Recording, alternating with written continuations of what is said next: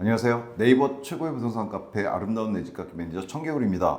분양가 중개 시즌3 2화로 찾아왔습니다. 오늘은 선별단지에 해당하는 단지를 보여드릴 거고요. 최근에 많이 언론에서 언급하는 단지입니다. 바로 제3기 신도시에 해당하는 왕숙 신도시에 드디어 분양이 시작됩니다. 왕숙 신도시 A1 블록입니다. 일단 공공분양이다 보니까 민간 분양과 다르게 단지명이 블록으로 이렇게 얘기가 되고 있는데, 사실 얘 같은 경우에는 대광건영에서 시공을 맡았어요. 대광건영하면 이제 여러분이 잘 아시는 대광 로제비앙이 있죠. 공고문 보시면은 안단테라고 하는 공공분양 LH 이름으로 들어갈 수도 있고, 시공사와 협의가 되면 시공사의 어떤 브랜드로 들어갈 수도 있어요. 최근 보면은 이 안단테, 즉 LH 브랜드 같은 경우에 사실 별로 그렇게 환영 못 받죠. 따라서 얘 같은 경우에도 아마 로제비앙으로 들어갈 수도 있지 않을까라는 생각이 듭니다. 물론 시공사하고 협의가 돼야지 할 수 있는 겁니다. 일단 공고가 떴고요. 얘에 대한 제 한 줄 평은 왕의 숙면이다 이렇게 해놨습니다. 사실 왕숙 신도시 이름은요, 옆에 흐르고 있는 왕숙천이라고 있어요. 남양주에 흐르고 있는 천 이름인데, 그 왕숙이라는 이름의 뜻이 왕의 숙박 할 때 숙자죠. 잠을 뜻하는, 즉 여기서 태조 이성계인가 잠을 갖다 잤던 적이 있대요, 이 근처에서. 그래서 왕숙이다 라는 설도 있고, 광릉이라고 하는 왕릉이 있거든요. 그러다 보니까 왕이 잠자는 곳, 이런 의미에서 왕숙이라는 이름을 붙여서 왕숙천이라고 했는데, 그 이름을 따서 왕숙 신도시가 만들어졌기 때문에 일단 한 줄 평은 왕의 숙면 이렇게 해놨어요. 왜냐면 이게 지금 이 A1 블록, 왕숙 신도시 A1 블록의 광고 팜플렛이거든요. 여기도 이렇게 써 있어요. 왕이 머물던 곳, 당신의 미래가 머무는 곳, 이렇게 돼 있거든요. 그래서 저도 이렇게 왕의 숙면이다 이렇게 했는데, 어떤 의미로 이렇게 말했는지는 보면서 얘기하도록 하겠습니다.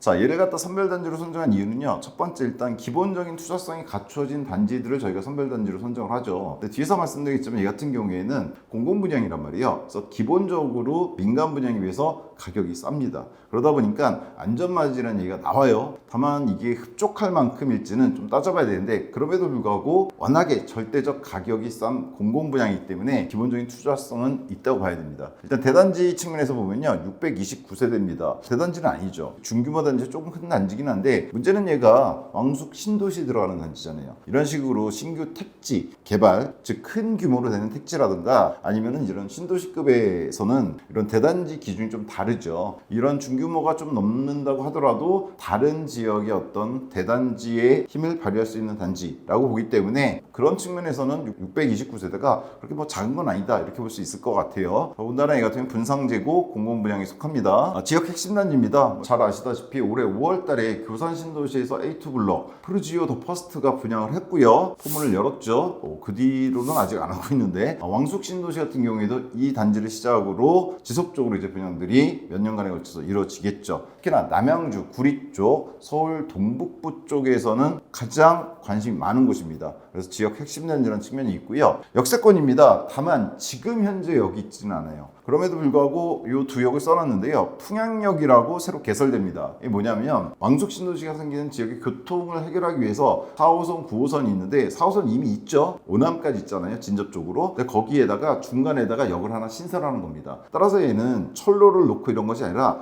역만 만들어서 연결시키면 되기 때문에 그렇게 어렵지 않게 만들어질 거로 보고 있어요. 위치는 뒤에서 자세히 살펴보겠지만, 일단 이게 서울이잖아요. 여기 오른쪽이 동북부 쪽에 남양주 있죠. 요 왕숙천이 길게 흐르고 있는데, 여기 연평리 쪽 이쪽으로 가시면 밤섬유원지 있고, 여기서 개발지가 보시면 이게 왕숙 신도시 1입니다. 밑에 2가 있고요. 자, 여기서 왕숙 신도시 1에서 가장 위쪽에 속하는데, 여기 보시면 요 4호선, 요 파란색 있죠? 요 4호선이 지나가고 있어요. 여기에 왕숙이 들어가기 때문에 오남역하고 별내역 사이에 이제 4호선이 들어간다 이렇게 보시면 됩니다. 풍양역 예정 뜨죠. 그럼 A1 블록은 어디 들어가느냐? 여기입니다. 여기. 확대해서 보면 여기 써있죠, A1 블록이라고. 그럼 거리는 어떻게 되느냐? 여기가 풍양역 예정 중심상업지구 바로 가운데 들어가죠. 여기 거리를 간단히 재보면 대략 740m 정도 나옵니다. 대략 도보 10분 정도 거리다 이렇게 보시면 돼요. 도보가 가능한 거리에 이 풍양역이 들어옵니다. 이 풍양역에 4호선만 들어오느냐, 역만 신설하느냐? 아닙니다. 여기 개발해 보시면 9호선 강동 하남 남양주선이 예정되어 있습니다. 얘가 뭐냐면, 이 왕숙 말고 3기 신도시 중에 미사 신도시가 있죠, 하남에. 그 미사 신도시가 여기 있어요. 이 왕숙지구에 연결시키기 위해서 그 전에 들어갔던 신도시가 하나 있습니다. 하남시에 미사신도시가 있어요. 이 미사신도시도 물론 지금 5호선이 지나가고 있지만 교통을 갖다 연결시키기 위해서 어차피 왕숙까지 가야 되니까 9호선이 이쪽 강동에서 이 미사를 지나가는 선으로 계획이 된 거죠. 따라서 강동, 하남, 남양주선이라고 합니다. 즉 지금 고덕역에서 멈춰 있는데 이걸 갖다가 강동, 강일 쪽이라든가 하남, 미사지구, 그 다음에 위쪽으로 남양주로 가서 다산의 지금지구라든가 이런 쪽을 쭉 거쳐서 왕숙까지 올라가게 하는 거고, 그것의 종착역이 바로 이 풍양역입니다. 따라서 지금은 없지만 이 풍양역이 생겼을 때 수도권 중전철인 4호선과 9호선을 이용할 수 있는 곳이다, 이렇게 볼 수 있어요. 도보 10분 정도 거리에서. 4호선 같은 경우는 역만 개설하면 되기 때문에 28년 예정으로 되어 있습니다. 사실 이 A1블록 같은 경우에도 28년 8월 준공 예정, 즉 입주 예정이거든요. 따라서 4호선을 이용하는 거는 무리가 없을 것 같고요. 9호선 같은 경우에는 시간이 좀 더 걸리죠. 아무래도 얘는 철로를 새로 놔야 되는 거잖아요. 미사 지나서 다산 지나서 여기까지 와야 되니까 얘는 31년 예정으로 되어 있습니다. 따라서 얘가 뭐 거주는 없기 때문에 어차피 그래도 비과세 받으려면 좀 기다려야 되잖아요. 따라서 뭐 조금만 기다리시면 입주하고 9호선도 이용할 수 있을 예정, 이렇게 보시면 됩니다. 두 번째, 왕숙역이 있습니다. 얘는 도보는 가능하지 않은데 좀 전에 9호선 풍양역이 있다고 그랬잖아요. 이 풍양역에서 내려가면 왕숙역이 생기게 됩니다. 근데 이 왕숙역에는 뭐가 지나가게 되느냐, 이거 보이시나요? GTX B 노선이 지금 만들어지고 있죠. B 노선이 여기 들어가게 되고 9호선도 같이 교차하게 됩니다. 따라서 이 왕숙역을 이용하게 되면, 즉 풍양역에서 9호선을 타고 내려가서 왕숙역에 탈 수 있게 되겠죠. B 노선을 이용할 수 있다, 이렇게 보시면 될 것 같아요. 얘 같은 경우에도 현재로서는 31년 예정으로 되어 있습니다. 따라서 도보 이용권으로는 4호선과 9호선을 28년, 31년 이용할 수 있고, GTX B가 예정대로 31년에 완공된다면 왕숙역을 이용해서 서울역까지 빠르게 접근할 수 있다, 이렇게 보시면 될 것 같습니다. 다만 GTX B의 A와 C 노선에 비해서 단점은 A와 C는 삼성역을 지나게 되는데 강남 쪽으로, B 노선은 서울역까지 가서 환승해야 된다는 게 조금 문제가 있긴 하죠. 다만 강북 출퇴근권이면 그렇게 큰 문제가 되지 않을 거고요. 따라서 이런 부분들, 신도시에 들어가는 중규모 이상의 단지 규모라든가, 최근에 이제 뭐 신축이 부족한데 그나마 신축이 공급되는 3기 신도시 들어간다는 점, 그 다음에 역세권, 지금 당장은 없지만 입주하는 28년 이후로 해서 3년 이내에 4호선, 9호선, GTX B까지 이용할 수 있다는 점, 이런 것들을 봤을 때 전반적으로 어느 정도 투자성은 있다고 말해야 되는 단지다, 이렇게 볼 수 있을 것 같아요. 두 번째로 분양시장 흐름을 파악하는 데 필수적인 단지라서 선별단지 선정을 했죠. 일단 지역 관심도가 높습니다. 일단 서울 동부권, 구리 남양주권에 속하는데 여기에 기존의 신도시들도 많아요. 여러분 다 아시겠지만 아직 완성도 안 됐죠. 다산 신도시, 진건지구, 지금지구도 있고요. 별내 신도시도 있고, 구리갈매지구도 있고, 진접 1, 2지구도 있습니다. 즉 다양한 신도시나 택지들이 둘러싸고 있는 곳이에요. 그러다 보니까 서로의 상관관계가 있죠. 더군다나 서울 동부권에서 어떤 전세를 사시는 분들, 이런 분들도 그 가격이면 충분히 집을 마련할 수 있는 곳이기 때문에 다양하게 수도권 동북부 지역에서는 관심도가 높은 그런 곳이 바로 왕숙신도시다, 이렇게 말할 수 있고요. 이런 측면에서 봤을 때 전반적으로 투자성도 갖추고 있고 시장 흐름을 파악하는 데 도움이 될 만한 단지이기 때문에 저희가 선별단지로 선정했다, 이렇게 보시면 될 것 같습니다. 좀 자세히 알아볼게요. 자, 일단 왕숙신도시 A1블록 로제비앙하고 물음표 써놨는데, 이건 좀 전에 말씀드렸지만 대건건영에서 만들다 보니까 그쪽 브랜드가 로제비앙이거든요. 그리고 공고문에서도 확인이 되지만은 시공사, 즉 대건건영과 합의만 이루어지면 로제비앙을 살 수도 있을 것 같아요. 다만 이건 확정은 아닙니다. 일단 8월 6일 특공, 8월 7, 8일에 1순위, 2순위가 있는데요. 이 같은 경우에 여러분 잘 아시는 사전 청약이 이루어졌던 단지입니다. 그래서 사전 청약을 하신 분들이 과연 이 단지를 할 거냐 말 거냐, 그 결정하는 게 8월 4일부터 5일까지 이렇게 월요일날 화요일날 있고요. 그 다음에 특공, 그 다음에 일반 1순위가 그러니까 8월 7일이다, 이렇게 보시면 될 것 같아요. 특공은 8월 6일이고 사청이 있는 경우는 이런 식으로 조금 복잡합니다. 잘 따져보셔야 됩니다. 날짜 확인하셔야 됩니다. 자, 교통은 좀 전에 말씀드렸죠. 풍영역과 왕숙역이 있다. 각각 4, 9호선과 GTX-B 9호선인데 각각 28년과 31년 개통 예정이다. 교통 측면에서는 서울 동북부 지역에 얼마 전에 이제 8호선 별내역이 개통돼서 별내신도시 같은 경우 이용하고 있죠. 이런 곳들에 비해서 그렇게 빠지지는 않는다. 다만 전반적인 왕숙신도시 위치 자체가 다산이라든가 별내라든가 이런 곳에 비해서는 좀 더 바깥쪽이에요. 외곽이다. 특히나 왕숙 1지구는, 왕숙 2지구는 다산 바로 옆에 붙어 있는데, 그런 측면에서 좀 이따 다른 곳들과 비교할 때 말씀드리겠지만 교통이 나쁘진 않은데, 이게 그렇다고 해서 수도권이 일반적으로 갖고 있는 중전철역을 갖다 품고 있는 지역들하고 동일선상에 놓을 것이냐는 조금 의문이 들 수도 있는 부분입니다. 뒤에서 좀 더 자세히 살펴볼게요. 세대수는요, 전체 629세대인데 일단 사전 청약을 490세대가 했어요. 따라서 만약 사청에서, 즉 사전청약에서 이게 다 빠져나간다면 이번 공급분은 139세대입니다. 그 중에서도 특공이 105세대이기 때문에 일반적인 일반 분양분은 34세대에 불과하다, 이렇게 보시면 될 것 같아요. 자, 이게 어디에 속하는지 잘 판단해 보셔야죠. 최고 25층 8개동으로 구성되고요. 청약홈에서 들어가시면, 청약홈에 직접 안 뜨는데 여기 이렇게 누르시면은 청약홈이 따로 있어요. 거기 들어가시면 이렇게 공고문이 떠 있습니다. 그쪽에 들어가 보시면 요거 안내 팜플렛이 뜹니다. 여기 보시면 단지 모습은 이렇습니다. 조감도 8개 동 25층 규모로 들어간다, 이렇게 보시면 되고요. 레치 청약홈 보시면 이런 식으로 토지 이용 계획이나 단지 배치 이런 게 다 나와 있어요. 지금 잠시 보시면 이게 왕숙 1지구거든요. 1지구가 좀 길게, 위아래로 길게, 세로로 길게 돼 있죠. 그 중에서 A1 블록 가장 위쪽입니다. 이 가장 위쪽이 나쁘진 않아요. 풍양역에선 좀 가깝잖아요, 오히려. 그렇죠? 풍양이 위쪽에 들어가기 때문에. 단지 배치도 보시면 이런 식으로 되어 있습니다. 8개 동이 들어가 있죠. 주민공동시설이라든가 근린생활시설 들어가 있고요.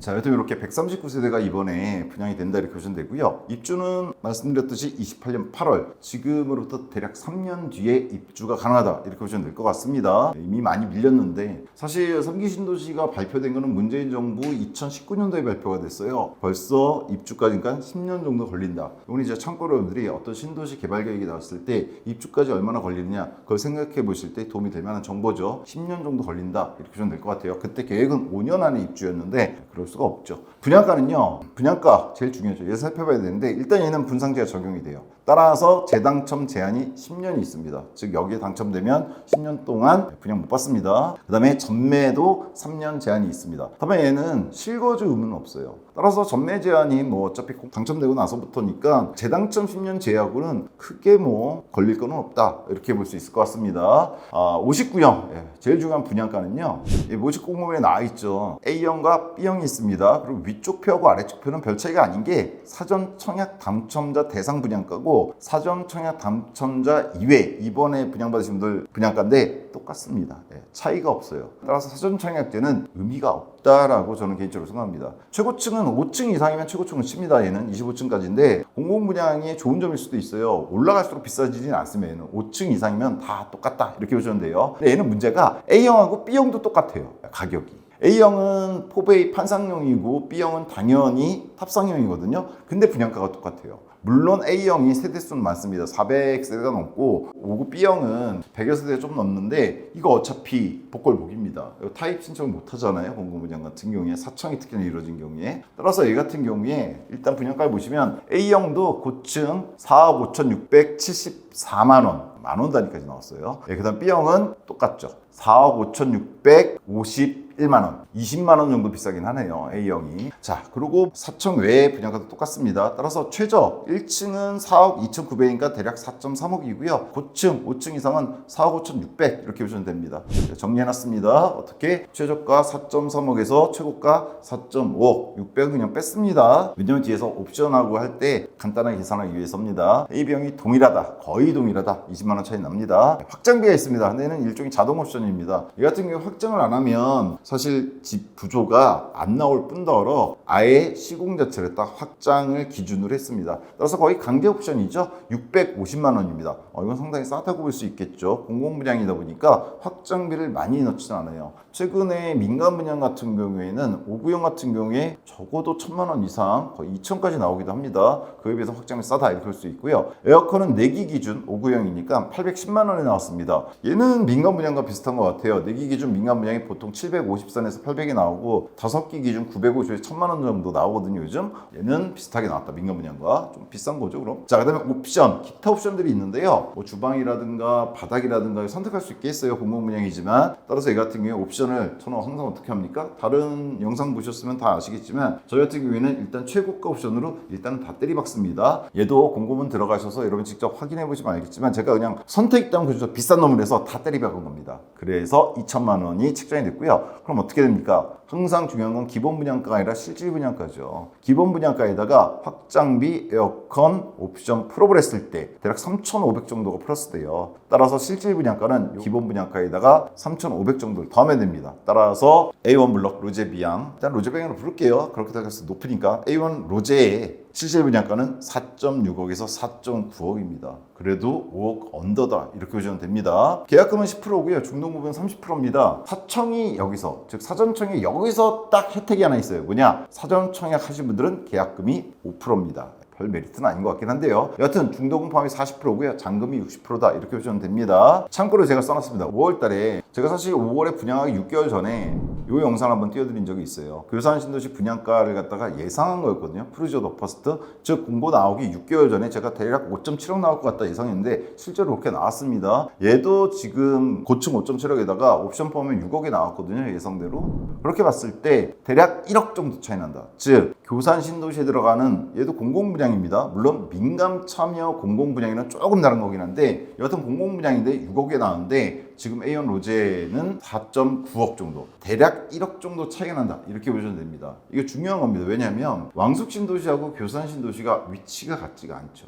그래서 추후에 상승폭도 다를 거고 가격도 다를 겁니다. 근데 현재 출발선에서 1억 차이가 나고 있는데 이게 과연 적절한 차이인지가 결국은 A1 블럭 이 로제 얘 청약할지 말지 결정하는 가장 중요한 요인이잖아요. 그렇죠? 여하튼 지금 여기서는 얘가 5억 언더에 나왔는데 A1 로제는 교산 프루지오가 6억에 나왔다. 이거 잠깐 기억하시면 됩니다. 자, 평면도는요. 얘는 LH홈에서 그 광고 팜플렛이라고 해야 되나요? 뭐 이런 게 하나 떠 있어요. 여기 들어가셔야 이제 나오는데 이게 평면도입니다. 오그웨이형 공공분야도니까 치수까지 다 정확히 나와 있습니다. 일단 포베이죠. 그렇죠? 침실 2개에 거실 있고 침실, 안방 이렇게 해서 포베이 판상형 마통풍 구조고요. 다만 제가 볼 때는 평면도상으로는 드레스룸이 조금 작아 보인다는 게 좀 있기는 해요. 그 외에는 일반적인 포베이 평면도 오구형의 일반적인 모습으로 잘 나왔다 이렇게 볼 수 있을 것 같고요. 그리고 이 침실 2하고 3 두 번째, 세 번째 방은요. 옵션에 따라서 여러분이 선택에 따라서 틀 수가 있습니다. 가변형 구조예요. 그래서 크게 방을 쓰시려면 요거 틀 수도 있다. 거기에 특별한 비용은 없습니다. 여기 보시면 이렇게 통합 가능하다. 파란색으로 돼 있죠. 그다음 B형 같은 경우에는 전형적인 이제 탑상형 모습입니다. 다른 뭐 구조라든가 이런 것들은 뭐 탑상형 일반적인 형태 얘도 그대로 따르고 있다. 드레스룸이 조금 작아 보이는 건 마찬가지고요. 침실 2, 3을 갖다가 틀 수 있다. 이렇게 보시면 될 것 같습니다. 그래서 무난한 오구형 구조로 나왔다. 이렇게 보시면 될 것 같습니다.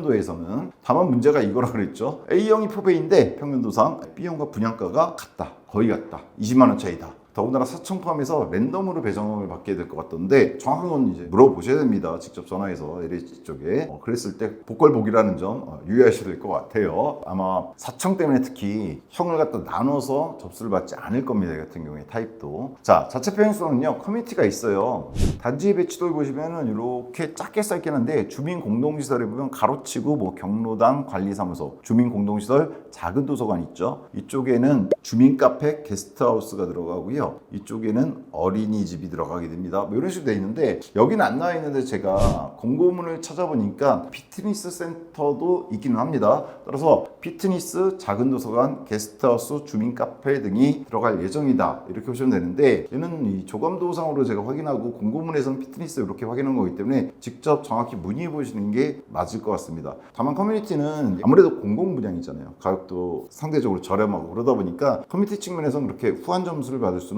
없을 것 같아요. 피트니스나 작은 도서관 이런 규모 같은 경우에도 한번 정확히 한번 봐야 될 것 같고요. 일반적으로 많이 들어가주는 스크린 골프장이라든가 뭐 여타 것들 있죠. 뭐 사우나나 수영장은 워낙에 고급 단지 들어가니까 제외한다고 하더라도 여러 가지 측면에서 조금 커뮤니티가 공공분양이다 보니까 조금 빠진 측면이 있다는 건 이해를 해야 된다. 이렇게 보셔야 될 것 같아요. 주차 1.2대 1입니다. 공공분양이 전 고질적인 문제라고 생각하는데요. 1.2대 1. 만약에 이게 서울 도심에 재건축이다 보니까 어차피 공사비 너무 많이 들어가서 어쩔 수 없어서 그러는 거다 이러면 모르겠는데 이게 어떤 도심 재건축이라서 땅 파기가 힘들어서 공사가 너무 많이 나오니까 여러 가지 이유로 주차 대수를 늘릴 수 없는 경우다 이런 모르겠는데 신규 택지지구에 들어가잖아요. 그런데 공공 분양이라는 이유만으로 사실 주차 대수가 좀 적은 경향이 있거든요. 추후에 문제가 될 수도 있는데 이건 좀 변화해야 되는 거 아닌가 이런 생각이 들어요. 여하튼 주차는 1.2대 1입니다. 뭐 전체가 59형으로 이루어져 있으니까 아주 많이 부족하지 않을 수 있다라고 생각하실 수도 있는데 저는 좀 부족하다는 생각이 듭니다. 교육은요, 신도시잖아요. 학교는 지금은 없는데 28년 3월 개교 예정인 학교들이 주변에 있습니다. 얘가 A1 블럭이거든요. 바로 밑에 공원도 있고요. 푸른색들이 학교 용지거든요. 여기 유치원이라든가 여기 초등학교 이런 것들이 있죠. 거리를 재보면 뭐 공원이니까 그냥 가로질러 갈 수 있겠죠. 초등학교까지는 270m, 300m고요. 뭐 유치원도 비슷한 것 같고, 다만 중학교는 좀 멀리 있는 것 같아요, 여기. 그다음에 고등학교는 오히려 가깝고요. 유치원, 초등학교 도보 300m 이내에 있고, 중학교만 조금 뭐 차 탈 만한 거리는 아니고요, 여기도. 이렇게 다리 놔줄 테니까 700m 거리 정도 10분 이내로 걸을 수 있는 거리입니다. 고등학교는 더 가까이 있고요. 다만 신도시다 보니까 학교가 지금은 들어가 있지 않은데 공공은 보시면은 28년 3월 예정으로 교육청과 협의가 일단 돼 있죠. 그래서 이렇게 큰 신도시 같은 경우에는 학교가 뭐 늦게 들어가나 이런 경우는 없어요. 다만 고등학교는 약간 문제되는 경우들이 있는데 유치원, 초중학교는 거의 계획대로 들어간다 이렇게 보시면 될 것 같습니다. 따라서 교육 측면에서 나쁘지 않다. 다만 이제 교육은 뭐 학원이 중요한데 신도시니까 당장은 아마 초기에 들어가시는 분들은 이 4호선 하나 더 가면 여기가 별내 가람역이잖아요. 별내가 이쪽 지역에서는 그래도 학원 잘 갖춰져 있는 곳입니다. 물론 다른 신도시도 마찬가지지만 따라서 초기에는 이쪽으로 뭐 셔틀을 이용해야 될 것 같은데요. 뭐 전철 한정거장 거리니까 그렇게 멀지 않게 셔틀 같은 거 이용하실 수 있을 것 같다라는 생각이 듭니다. 추후에는 당연히 왕숙이 큰 신도시예요. 그러다 보니까 여기에도 충분히 특히나 A1 블록 같은 경우는 바로 위쪽에 이 중심 상업지구가 들어가잖아요. 이쪽에 다양한 학원들이 들어갈 거다라고 예상이 되고요. 뭐 근린상가도 있기 때문에 초등학교 대상학원은 보통 이제 아파트 단지 안에 있는 근린상가에도 많이 들어올 거다 이렇게 봅니다. 교육적 측면에서는 왕숙 신도시 전체적으로 봤을 때 뭐 신도시답게 뭐 그렇게 어렵지 않게 여건을 누릴 수 있다 이렇게 볼 수 있을 것 같고요. 편의성은요, 자체 편의성 말고 이제 외적인 편의성은요, 일단 신규 신도시다 보니까 신도시잖아요. 중심 상업지구가 만들어진 데까지는 대략 5년에서 10년 정도 걸리긴 합니다. 점점 더 괜찮아질 거다 이렇게 볼 수가 있을 것 같고요. 단지 바로 앞에 좀 전에 보셨지만 바로 아래 공원이 꽤 널찍하게 만들어집니다. 그리고 또 하나는 뭐 이쪽 분들 잘 아시겠죠. 여기 밤섬유원지라고 있어요. 서울 밤섬 아니고 이 왕숙천에 있는 밤섬유원지인데 밤섬유원지도 있고 왕숙천 자체가 수변생활권으로 나쁘지 않게 조성돼 있다 이렇게 보시면 될 것 같아요. 위성비로 보시면 이런 식으로 기존에 농지하고 비닐하우스 있던 데를 갖다 지금 도시로 만드는 거죠. 신도시로. 옆에 밤섬유원지라든가 산이라든가 하천, 왕숙천 잘 조성돼 있다 이렇게 보시면 될 것 같아요. 전반적으로 기본적인 정보 좀 살펴봤는데요. 문제는 이거죠. 분양가가 착하냐 적절하냐. 일단 이렇게 생각할 수 있어요. 적정하다. 왜냐면 얘가 분성제가 적용된 공공분양이란 말이에요. 5억 언더로 나왔어요. 최고 분양가가 4억 9천입니다. 고층에 풀옵션 다 때려박아도 옵션을 좀 줄이시면 4.7억, 8억도 충분히 가능해요. 하지만 일단은 제가 얘 분양가에 대해서 얘기할 때 일단 사청, 즉 사전청약에서 추정 분양가보다는 20%, 정확히는 21% 정도 인상된 걸로 얘기가 되고 있는데 인상이 됐어요. 더군다나 이걸 제가 항상 해드리는데 주변 매매 분양가하고 비교를 해야 되거든요. 다만 얘는 주변에 아파트가 없죠. 왜냐면 신도시잖아요. 그래서 다른 식으로 좀 한번 얘기를 드릴까요? 물론 조금 떨어진 주변 아파트 시세도 말씀드릴 겁니다. 얘 같은 경우에 왕숙 신도시 A1 블록 28년 들어갈 예정인데 4.6에서 4.9억이거든요. 대략 5억 좀 안 되게 나왔는데 좀 전에 말씀드렸던 데 있죠. 교산 신도시 프루지오 더퍼스트. 얘는 29년 예정입니다. 좀 더 늦게 들어가긴 해요. 근데 얘는 지금 최고 풀옵션 59형이 6억에 나왔어요. 즉 5.7억에 옵션 한 3천 합해서 대략 1억 정도 차이가 나오고요. 여기서 이걸 좀 말씀드릴게요. 저희 분양가 중에 시즌 1, 2 그리고 최근에 3 혹은 그 이외의 영상을 보시면 아시겠지만 지속적으로 분양가에 대해서 말씀을 드렸었단 말이에요. 그럼 뭘 할 수 있냐면요. 수도권 나홀로 아파트라는 게 있습니다. 뭐냐면 수도권, 즉 경기도권에 있는데 나홀로라는 건 여기서 뭐냐면 전철역을 갖다가 도보로 이용할 수 없는 아파트예요. 규모가 어떻든 간에 그런 아파트들 5구형 기준 8사형도 비슷한데 5억 선에서 나오고 있습니다. 5억 선에서. 그 다음에 수도권의 경전철을 도보로 이용 가능한 아주 바로 역세권이거나 아니면 도보로 이용 가능한 거. 그래서 도보는 거의 1km까지도 놔줍니다. 1km까지 도보라고 해줘요. 그랬을 때 어느 정도 나오고 있느냐? 6억에서 7억 선에 나오고 있습니다. 대표적인 게 뭐 의정부 같은 경우 경전철 있죠. 용인도 경전철 있어요. 그런 경전철 바로 앞이면 좀 더 비싸긴 한데 거기서 좀 도보로 이용 가능해서 좀 멀다. 그럼 6억. 상당히 쉽게 이용할 수 있다. 그럼 7억 선에 나오고 있다. 이렇게 보시면 됩니다. 옵션 포함 풀옵션 말하는 거예요. 최고가. 즉 중간 평균가는 이거보다 좀 더 쌉니다. 그 다음엔 수도권 중전철, 경전철 말고 여러분이 잘 아시는 1, 2, 3, 4, 5, 6, 7, 8, 9호선 얘네들 수도권에서 이런 중전철을 갖다가 도보로 이용할 수 있거나 바로 옆에 있다. 그러면 분양가는 보통 8억에서 10억까지 갑니다. 만약 서울이다. 이건 다 수도권이에요. 서울이다. 서울에는 경전철이 우회선이 있긴 한데 다 중전철이죠. 그리고 역 없는 곳이 거의 없는데 다만 도보 거리의 차이가 좀 있죠. 도보를 이용하는 데 있어서 바로 역 앞이냐 아니냐에 따라서 일단 기본적으로 10억 이상 간다. 이렇게 보시면 됩니다. 보통 20억까지도 가죠. 오구용도 마찬가지입니다. 15억까지도 충분히 가고 국평은 뭐 강남은 25억까지 가죠. 더 올라갈 거라고 얘기하던데 이렇게 봤을 때 그러면 로제비앙 A1 블록 어떻게 평가해야 되느냐 5억에 나왔잖아요. 일단 이렇게 써놨어요 제가. 서울 민간 분양의 반값 이하이긴 합니다. 서울 민간 분양 어차피 전철들이 다 갖춰져 있기 때문에 보통 오구용 하면은 10억 이상입니다. 근데 얘는 5억이 안 되잖아요. 일단 반값 이하예요. 절대적인 분양가가 일단 쌉니다. 왜냐하면 왜 이게 중요하냐면 암만 다른 곳이 더 많이 오를 것 같으면 뭐예요? 서울이 오를 것 같으면 돈이 있어야 되잖아요. 일단 내가 대출 다 동원해도 5억밖에 안 되면 어디 딴 데는 들어갈 수가 없단 말이에요. 지금 상황이. 그죠? 수도권 나홀로 단지라거나 아니면 이제 왕숙 들어갈 수 있는 거예요. 그런 거 봤을 때 일단은 수도권 나홀로 같은 데보다는 낫겠죠. 또 하나 이 왕숙 신도시에 의한 로제비앙 같은 경우에는 GTX-B가 31년 예정이긴 하지만 풍양역에서 왕숙역까지 이동해서 뭐 한두 정거장이 있죠? 충분히 이용할 수 있어요. 그 다음에 9호선 자체가 풍양역에 들어와요. 이런 것들의 미래 효과는 당연히 반영이 될 겁니다. 그 다음에 신도시, 3기 신도시 대표적인 신도시 중에 하나잖아요. 거기에 들어간 단지라는 점, 이런 장점도 있어요. 그렇게 봤을 때 전반적으로 뭐 여러분은 어떻게 생각하실지 모르지만 저는 이런 식으로 분류를 해놨습니다. 순서를. 일단 서울이 무조건 높고 그 다음에 같은 3기 신도시급에서는 교산 쪽이 더 낫다고 생각해요. 그건 간단하죠. 뭐 여러분 다 아시겠지만 교산이 하남에 들어가잖아요. 여기가 교산이거든요. 송파 바로 옆에 붙어 있죠.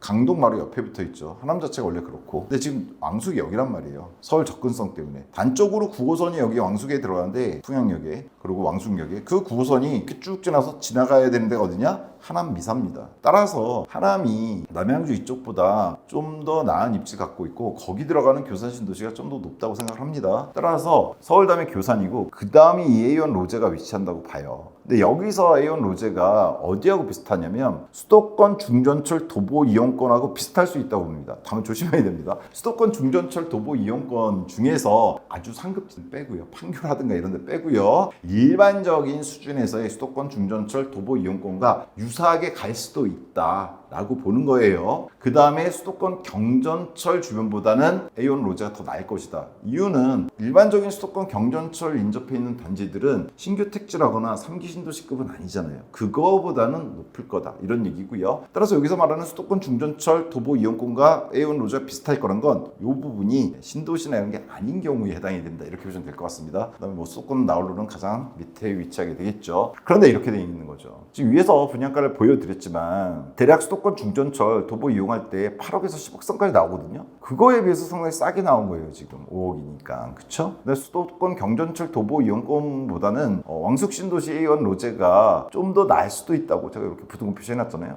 있다고 보거든요. 근데 걔보다도 좀 싸게 나왔어요. 왜냐면 수도권 나홀로 단지들의 분양가랑 비슷하게 나왔으니까 지금. 따라서 서울 민간분이 반값 이하인 것은 물론이고 수도권의 최근의 중전철, 경전철 이용 가능한 곳들의 어떤 분양가와 비교해서도 얘는 그렇게 나쁘지는 않게 나왔다 이렇게 볼 수가 있습니다. 근데 제가 여기 이런 걸 써놨어요. 단지 자체 여건은 미비하다. 이게 뭐냐면 교통여건 이런 건 나쁜 게 아닌데 공공분양이잖아요.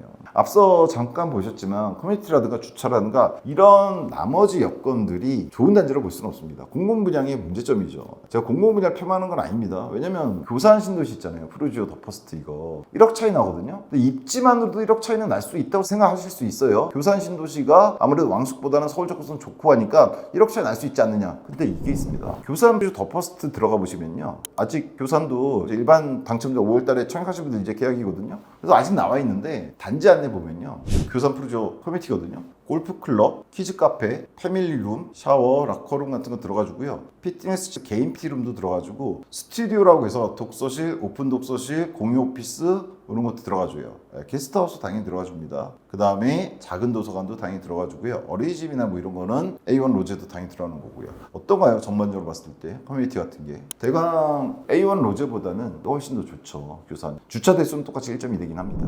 그렇게 봤을 때 위치도 교산 얘가 괜찮은데 시설도 좀 더 나은 것 같단 말이에요. 근데 1억 차이밖에 안 나요. 똑같은 5구형이. 이거는 거꾸로 왕숙 A1 로제의 어떤 분양가에 대해서 뭐지? 라는 생각을 좀 하게 만든 요소다. 이렇게 볼 수 있어요. 즉 전반적인 수도권의 현재 분양가, 이거 주로 민간 분양가입니다. 이런 거에 비해서는 싸다는 느낌이 드는데 똑같은 공공분양, 민간 참여 사업이긴 하지만 푸르지오 더 퍼스트에 비해서는 그렇게 싼 것 같지가 않다는 느낌이 드는 거예요. 여기서부터. 그 다음에 볼게요. 그 다음에 이제 주변 시세를 좀 봐야 되는데 아까도 말씀드렸지만 주변에는 아파트가 없어요. 신도시니까. 다만 주변에 신도시들이 기존에 택지지구나 들어가는 놈들이 있는데 여기 또 문제가 뭐냐면 아파트를 찍고 면적을 갖다가 20평대로 하잖아요. 주변에 거의 없습니다.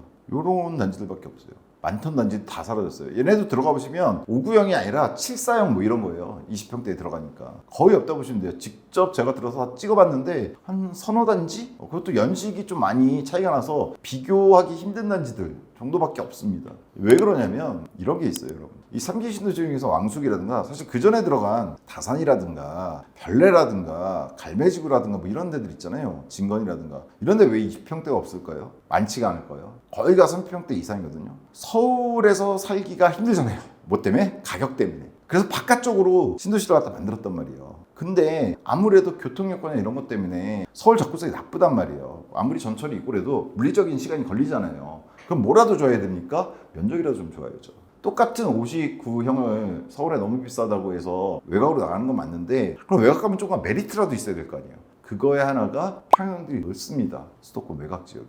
그래서 여러분들이 확인해 보시면 알겠지만 다산이라든가 별내라든가 이런 데 들어가서 보시면은 기본적으로 8사형 이상이 대부분을 차지해요. 근데 지금 이번에 분양하는 A1 로제는 5구란 말이에요. 그러다 보니까 주변에 직접적으로 비교할 만한 건 없는데 그나마 민간 분양들 몇몇 단지 확인해 보시면 다산 쪽이라든가 아니면 별내 쪽에서 확인해 보시면은 민간 분양 단지들 지금 거주하고 있는 곳들 걔네들 보면은 6억 5천에서 7억 7천 선입니다. 즉 1억 5천에서 2억 5천 정도 차이는 나요. 그렇게 보시면 될 것 같고요. 자, 그래서 투자 가치를 좀 평가하자면 이렇습니다. 절대적 분양가는 쌉니다. 싸요. 5억 언더예요. 수도권에서 이렇게 나온 데는 딱 한 군데 있습니다. 저희 분양가 중에서 여러 번 다뤘지만 오산 세교 신도시가 있죠. 세교 같은 경우에는 59형 같은 경우에 3억 언더입니다. 3억대예요. 걔보다는 비싸지만 수도권 전체로 보면요. A1 로제는 당연히 싼 겁니다. 절대적 분양가 5억 언더예요. 다만 좀 전에 보셨죠? 교산 푸르지오 더 퍼스트 얘보다는 1억이 싸긴 해요. 얘가 교산 푸르지오가 6억이니까 최고가, 얘는 최고가가 4.9억이니까 정확히 1억 천 싸죠. 근데 비싼 느낌이에요.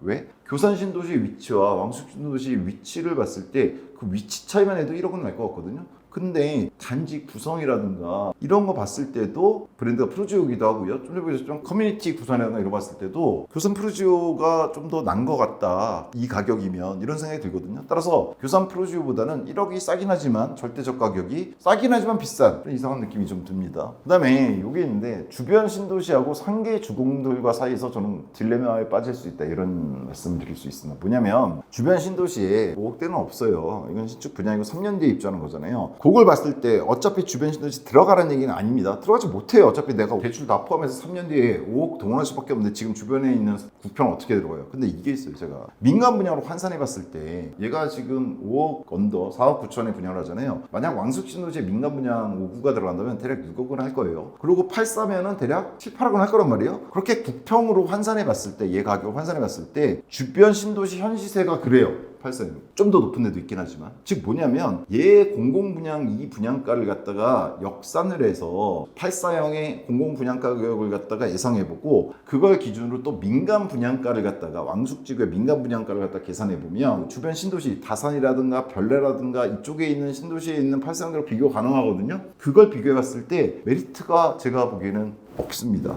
이게 큰 문제인 것 같긴 해요. 무슨 얘기냐면 왜 이런 현상이 벌어지냐면요. 서울에서 바깥쪽으로 나간다고 하면 땅값은 싸집니다. 토지비는 싸져요. 상대적으로. 그죠? 근데 문제가 뭐냐면 건축비는 고정이에요. 건축비는 여기서 지으나 어디서 지으나 비슷합니다. 그리고 지방 멀리에다 지으면 더 들 수도 있어요. 그런데 과거에는 그래도 땅값 차이가 많이 나다 보니까 바깥쪽 건설했을 때 건축비가 양쪽에 중심지하고 외곽지하고 비슷하게 든다고 하더라도 땅값 차이가 워낙에 많이 나니까 먹을 게 있었어요. 여러분이 좋아하시는 걸로 치면은. 근데 지금은 땅값도 그렇게 싼 것도 아닌데다가 건축비도 많이 오른 상태란 말이에요. 과거에 비해서. 그러다 보니까 지금 과거라고 해봐야 한 10년 이내입니다. 주변 다산은 지금도 들어가고 있어요. 몇 년 전에 비해서 너무 많이 뛰어버리니까 건축비나 이런 것들이 주변 신도시 현 시세에 비해서 지금 이 신축으로 조금 바깥쪽이지만 왕숙 들어가는 게 메리트가 있다 보기가 상당히 힘들어진 상황이 됐어요. 지금 현재 그렇다는 얘기요. 만약 이 분양가가 계속 유지가 되고 안쪽에 아파트 가격이 올려주면 괜찮긴 한데 그런 쪽으로 쉽게 전개될 것 같지는 않고요. 또 하나는 상계주공하고 제가 고민해서 써놨는데 얘가 4호선 라인이잖아요. 일단 중전철 현재는 추후에 뭐 9호선 들어오고 GTX 스피드 들어오지만 4호선이 사실 이렇게 좀 애매하게 좀 돌아서 가긴 하지만 이렇게 해서 여기가 상계거든요. 그리고 서울 안쪽으로 들어가게 되죠. 근데 문제는 이 상계 쪽에 노원역 중심에서 이쪽 마들이라든가 이쪽에 상계 주공들이 있거든요. 근데 얘네들은 물론 구축입니다. 얘네들 80년대 후반에 지어졌어요. 그러니까 그냥 40년 됐죠. 근데 얘가 뭡니까? 그래서 재건축. 물론 지금 분담금 문제라든가 여러 가지 이유로 지금 당장은 안 될 수 있다. 뭐 여러 가지 얘기가 있어요. 문제는 얘 20평선 가격이 지금 여기 분양가 정도입니다. 얘가 상계주공 19평, 20평짜리도 있거든요. 근데 걔네가 6억대 중반까지 뛰었다가 지금 현재 4억 중반대까지 떨어졌어요. 그래서 5억이면 20평대 초반에서 25평까지는 조금 힘들 것 같고 6억 정도 되니까 여하튼 그런 아파트들을 갖다 매수할 수가 있을 것 같거든요. 그러면은 몸빵이긴 한데 어차피 이 5구형에 들어가시는 분들 상당수가 젊은 신혼부부나 이럴 거잖아요. 그랬을 때 이 상계주공에 5억 언더로 지금 몸빵을 들어가는 게 이 왕숙의 3년 뒤에 이 가격에 입주하는 것보다 날 수도 있지 않을까? 라는 생각을 저는 좀 드는 거예요. 딜레마인 거죠.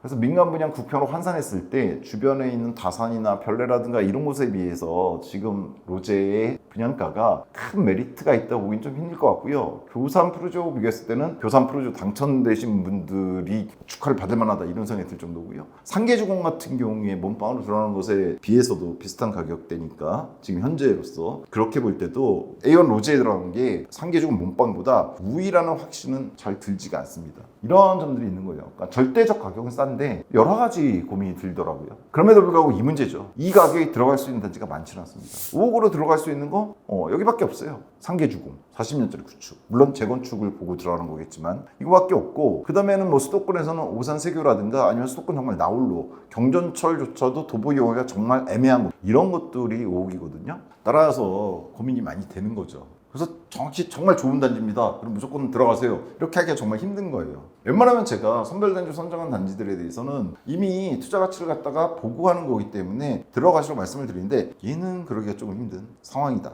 그래서 미래 투자 가치를 고려한다면 고민이 깊겠지만 당장의 달콤한 신축 메리트는 있습니다. 신축 5억으로 들어갈 수 있는 곳은 제가 보기엔 수도권에서 지금 오산 세교 쪽하고 얘밖에 없습니다. 다만 이제 절대적 이유는 어느 정도 있을 수 있어요. 그래도 신축이잖아요. 최근에 나오는 얘기를 보면은 저 말고도 이제 이런 거 많이 찍으시고 글 올리시는 분들 있잖아요. 1억 안전마진 이렇게 얘기들 하시더라고요. 뭐 그 정도 5천에서 1억 정도 절대적 이유는 어느 정도 있을 수 있어요. 하지만 상대적 이유는 보장하기 힘들어 보입니다. 상대적 이유는 딴 게 아니죠. 만약 예를 들어서 상계 주공을 지금 몸빵으로 들어갔을 때 자녀가 많다면 지금 들어갈 수는 없고요.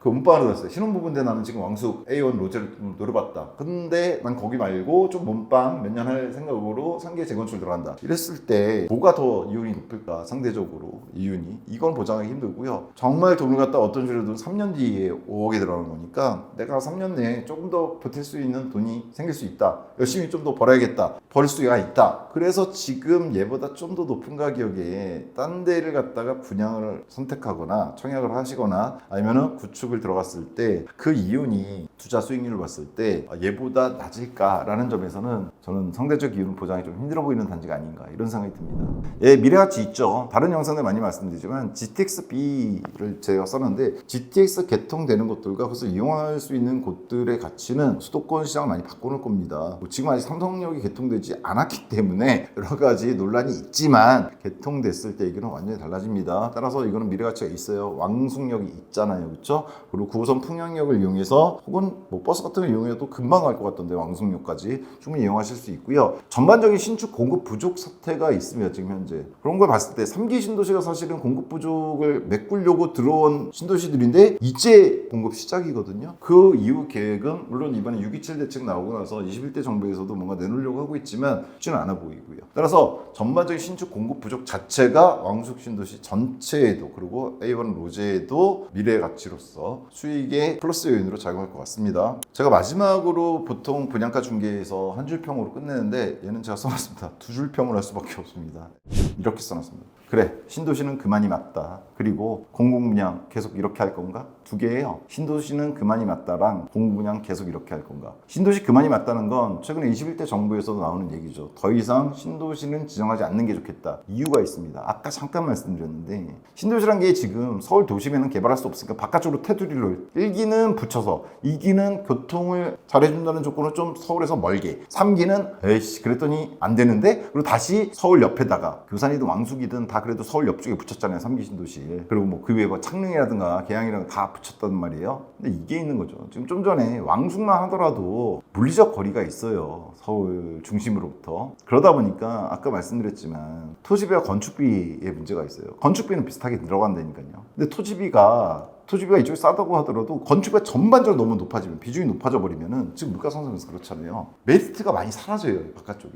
즉 바깥쪽을 싸게 분양할 수가 없어요. 바깥은 바깥인데 메리트가 하려면 싸고 좀 넓어야 되는데 지금 A1 로제도 그렇지만 그렇게 싸다고 말하기도 힘들고 넓다고 말하기도 힘들죠. 5구형이잖아요. 따라서 신도시를 하는 게 아니라 저는 21대 정부의 기조가 맞다고 생각하는데 어떻게든 중심에 유휴부지를 늘리든 재건축해야죠. 200만 호 들어갔던 것들 다 재건축 안 해주면 힘들 겁니다. 계속 이런 식으로 늘려갔다가 문제는 정말 인구 줄어들고 그럴 때 바깥쪽부터 어떻게 돼요. 공실 생기고 물론 그때는 뭐 1주택의 기준을 바꾸면 또 될 것 같긴 한데 여하튼 그런 건 다른 영상에서 말씀드리고요. 신도시는 그만이 맞습니다. 지금 얘 분양가를 보면서 딱 저는 느껴지는 게 그거였어요. 신도시는 그만 더 외곽으로 특히나 외곽으로 둘러싸는 신도시는 여러 가지 면에서 그만이 맞습니다. 들어갔다가 여러 가지 이유로 힘들 수도 있을 것 같다는 생각이 들어요. 이 단지가 꼭 그렇다는 게 아니고요. 그리고 공공분양 계속 이렇게 할 건가는 아까 보셨지만 교산 프로지오가 있었어요. 그러니까 이런 식입니다. 공공분양이 있고 민간분양이 있잖아요. 그 중간 단계로 민간 참여 공공분양이라는 걸 LH에서 했어요. 그 중에 하나가 이제 교산 프로지오 더 퍼스트였습니다. 재밌는 건 이겁니다. 분양가도 어떻습니까? 공공분양이 5억이고 민간분양이 10억이면요. 민간 참여 공공분양은 7.5억 정도 됩니다.